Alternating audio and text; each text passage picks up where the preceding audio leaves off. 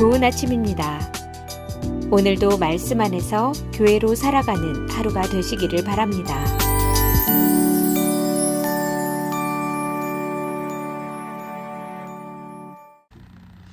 안녕하세요, 성도 여러분. 1월 15일 목요일 말씀 묵상 시작하도록 하겠습니다. 올 한 해 2026년 여러분 말씀 묵상으로 한번 승리하시길 바랍니다. 자, 오늘 묵상할 말씀은 마태복음 2장입니다. 마태복음 2장 22절 말씀, 23절 말씀 두 절 보겠습니다. 자, 22절입니다. 그러나 아킬라오가 그의 아버지 헤롯을 이어 유대의 임금됨을 듣고 거기로 가기를 무서워하더니 꿈의 지시함을 받아 갈릴리 지방으로 떠나가 나사렛이라는 동네에 가서 사니 이는 선지자로 하신 말씀에 나사렛 사람이라 칭하리라 하심을 이루려 함이러라. 일반적으로 연대기를 우리가 표기할 때 BC, AD로 이렇게 나누죠. BC는 바로 예수님을 기준으로 해서 Before Christ, 그리고 AD는 Anno Domini 이렇게 해서 주의 시대, 주의 나라 이렇게 해석할 수가 있겠습니다. 그래서 예수님을 중심으로 해서 이 모든 연대기가 시작되었다라고 해서 BC와 AD를, 예수님의 탄생을 AD 1을 기준으로 해서 BC와 AD를 나눕니다. 그런데 많은 학자들의 의견은 조금 다릅니다. 예수님의 탄생을 BC 4년으로 봅니다. 역사적으로 헤롯의 죽음에 대한 기록은요, 약 BC 4년으로 여러 기록에 남아 있습니다. 예수님이 태어날 때 그 헤롯은요, 일반적으로 대헤롯이라고 얘기합니다. 헤롯은 4대에 거쳐서 분봉왕을 합니다. 로마가 여러 나라를 통치하고 있었는데 다 직접 가이사가 통치하기가 힘들어서 각 지역마다 분봉왕을 두었습니다. 분봉왕의 분자는 나눌 분자고 봉자는 봉할 봉자입니다. 그래서 나누어서 그 지역을 통치하도록 그 지역에 있는 사람들을 중심으로 분봉왕을 세웁니다. 이스라엘의 그 당시에 분봉왕은 바로 이 헤롯입니다. 우리가 얘기하는 대헤롯입니다. 이 대헤롯은요, 굉장히 거친 사람이었습니다. 그리고 어제 우리 말씀 묵상을 통해서 알다시피 헤롯이 그 유대 지역을 통치하고 있을 때 동방박사가 헤롯 왕에게 찾아갑니다. 어떻게 왔느냐 하니까 우리가 왕을 예배하러 왔다. 이 지역에 왕이 태어나셨다라고 얘기합니다. 헤롯 입장에서는요, 아니 이 지역에 왕이 나밖에 없는데, 사실은 헤롯이 그 지역을 통치하면서 굉장히 불안했습니다. 헤롯은 유대인이 아니었거든요. 에돔 사람이었습니다. 에돔 사람으로서 유대인이 되니까 정통성이 없었어요. 혹시나 다른 왕들이 생기는가, 또 자기의 자리를 누가 침탈하는가 불안했었어요. 그런 차에 동방박사가 왕을 경배하러 왔다고 하니까 깜짝 놀랐습니다. 헤롯이 그 왕을 찾으면 나도 가서 경배하도록 하라. 내게 알려달라 라고 얘기했습니다. 그 의도가 뭐였겠습니까? 그 왕을 죽이고자 하는 마음이었어요. 그리고 헤롯은 명령을 내립니다. 2살 이하에 되는 모든 아이들을 다 죽이도록 합니다. 이 소식을 요셉에게 주의 천사가 전하는 내용이 오늘 본문 말씀 13절부터 나와 있습니다. 한번 보십시오. 13절 볼까요? 그들이 떠난 후에 주의 사자가 요셉에게 현몽하여 이르되 헤롯이 아기를 찾아 죽이려 하니 일어나 아기와 함께 그의 어머니를 데리고 애굽으로 피하여 가라. 그래서 그 얘기를 듣고 요셉은 마리아를 데리고 또 아기 예수를 데리고 애굽으로 도망갔다가 19절 말씀 보십시오. 헤롯이 죽은 후에, 헤롯이 죽었다고 했어요. 이 헤롯이 죽은 연대를 BC 4년으로 본다는 것이죠. 그렇다면 우리가 지금 알고 있는 연대기가 틀렸습니까? 한 4년 정도 오차가 있다고 보는 것이 보통 일반 역사학자들의 견해입니다.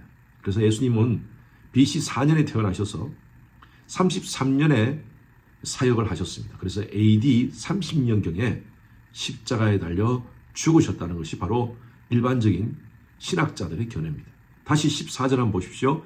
헤롯이 죽은 후에 주의 사자가 애굽에서 요셉에게 현몽하여 이르되 일어나 아기와 함께 그의 어머니를 데리고 이스라엘 땅으로 가라.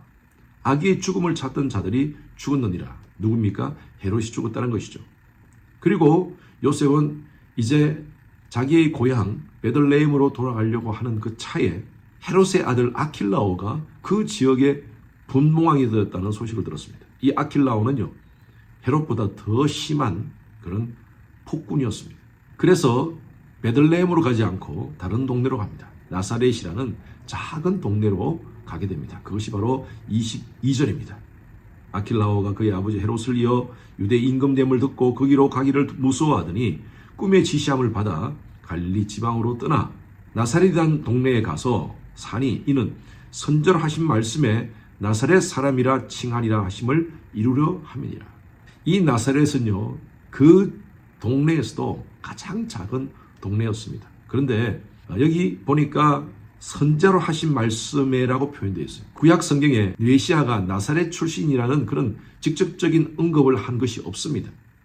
그런데 왜 이런 말씀을 하였을까? 그 근거를 학자들이 좀 찾아보니까요, 이사야서 11장 1절에 그 근거가 있습니다. 이사야서 11장 1절에 어떻게 됐냐면 이새의 줄기에서 한 싹이 나니 그 뿌리에서 한 가지가 나서 결실할 것이다, 이렇게 표현되어 있어요. 이새의 뿌리에서 한 싹이 난고 또 그 뿌리에서 한 가지가 난다. 이 싹이라는 말과 가지라는 말이 바로 네세르라는 단어인데 이 네세르가 나사렛이라는 단어의 어근입니다. 그래서 이 마태복음을 기록한 마태가 이사야서 11장 1절을 근거로 이는 선자로 하신 말씀에 나사렛 사람이라 칭하리라 하심을 이루려 함이라 라고 이렇게 기록을 한 것 같습니다. 자, 어쨌든요, 우리는 예수님의 탄생부터 예수님은 굉장히 고난을 당하셨습니다. 수난을 당하셨습니다. 예수님이 누굽니까? 빌립보서 2장에 그분은 바로 하나님의 본체이십니다. 바로 하나님이십니다. 왜 하나님이 이 땅 가운데 오셔야만 했습니까? 우리가 연초에 제가 계속 복음에 대해서 말씀을 함께 나누는데, 교회에 대해서 말씀을 나누는데, 바로 허물과 죄로 죽었던 인간들을 살리시기 위해서 공의와 사랑의 그 하나님의 본성을 이루시기 위해서 이 땅에 의인은 아무도 없었기에 하나님이 친히 인간의 몸을 입고 이 땅 가운데 오셨습니다. 그래서 빌립보서 말씀에 보면 그분은 하나님의 본체이시나 하나님과 동등함을 취하지 않으시고 자기를 비어 인간의 몸, 종의 형체로 이 땅 가운데 오셔서 십자가에 죽으셨다고 말씀하고 있습니다. 이 말씀을 묵상하면서 그분이 왜 오셔야만 되겠습니까? 저와 여러분들의 죄를 구속하시기 위해서 이 땅 가운데 가장 낮은 몸으로 오셨다는 것을 우리가 묵상했으면 좋겠습니다. 천지 만물을 창조하신 하나님이 왜 그렇게 하셔야만 됐습니까?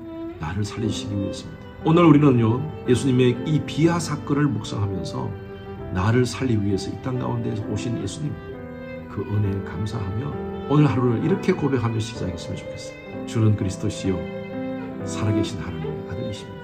고백 위에 세워진 것이 바로 교회입니다. 저와 여러분들은 교회이고요, 또 우리 주님의 교회는 주는 그리스도시요 살아계신 하나님의 아들이십니다를 고백하는 공동체입니다. 올 한 해 나를 위해서 이 땅 가운데 오신 그 예수 그리스도를 주는 그리스도시요 살아계신 하나님의 아들이십니다라고 진정으로 고백하며 그러한 고백하는 자답게 살아가는 교회가 되어 교회로 사는 저와 여러분이 되었으면 좋겠습니다. 주님 감사합니다.